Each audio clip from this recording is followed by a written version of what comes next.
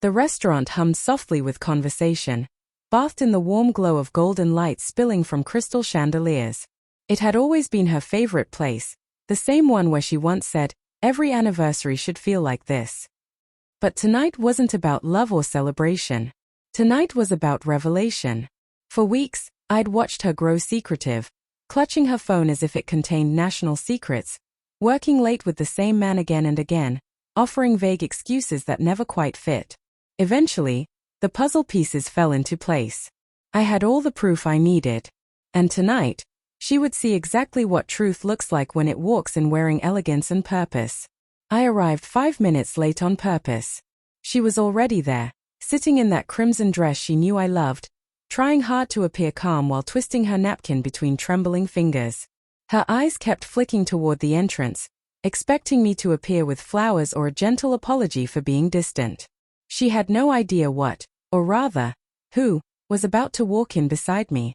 When I finally entered, conversations faltered. Every gaze turned toward us. I wasn't alone. A composed woman in a navy dress walked beside me, graceful and steady.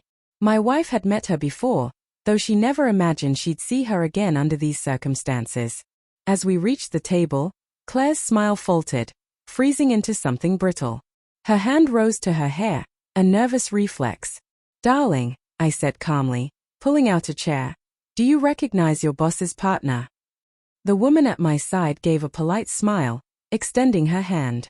"Hello, Claire," she said softly. "It's been a while." Claire's face drained of color. Her mouth opened, but words refused to form. For months, she had been having an affair with her boss, a man she'd sworn was just a friend. What she didn't know was that his partner, standing right beside me, had uncovered the same betrayal just days before I did. Instead of breaking down, she reached out to me. Two people bound by heartbreak, not vengeance, but by a shared need for truth.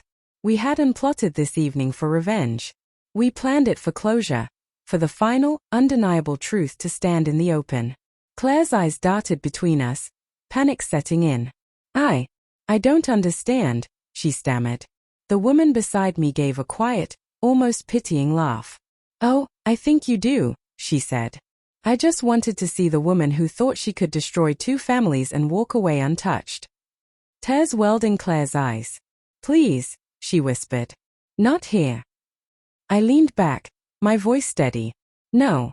Here is perfect. In the open. Honest. Unforgettable."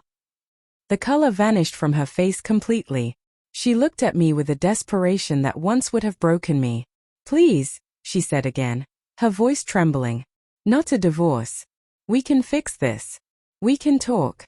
It was a mistake." The room had gone still. Even the waiters seemed to have stopped moving. I looked at her, no longer angry, just tired. "You call it a mistake," I said quietly. "But you made that choice every day for months. Mistakes happen once. What you did, that was deliberate." She reached for my hand across the table, but I pulled back, slow and certain.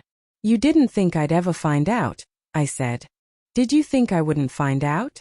I asked, my voice calm but cutting. "All those late nights, the hotel bills, the messages you erased, did you really believe you were cleverer than everyone else?"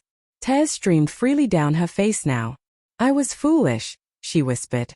"It meant nothing. Please, don't ruin everything over this." I glanced at her boss's partner, standing nearby, arms folded, silent. "Funny," I said. "That's exactly what his wife said before she threw his things out." The air felt heavy, suffocating. She trembled, finally seeing that there was no way to charm her way out. For years, she had worn the perfect mask, elegant, devoted, admired. But tonight, that image had crumbled. She was just human, fragile, exposed, drowning in her own choices. "You made me think I was imagining things," I said softly, but every word carried weight. "You accused me of being controlling, insecure, jealous, but I just trusted you too much." She collapsed into herself, hiding her face in her hands. "Please," she begged through gasps. "You can have everything. Just not a divorce." I studied her for a long moment. The pain in my chest had dulled but remained. "Everything." I asked. You already gave everything that mattered to someone else. Her sobs intensified. The restaurant manager edged closer, unsure, but the woman beside me lifted a hand to stop him. No one interrupted this moment. I finally rose, my chair scraping the floor sharply. I placed an envelope on the table, divorce papers, folded neatly. You always said honesty was irresistible, I said softly. So here's mine. I'm done. Her tear-streaked face looked up, pleading. I'll change. I'll fix it. I swear.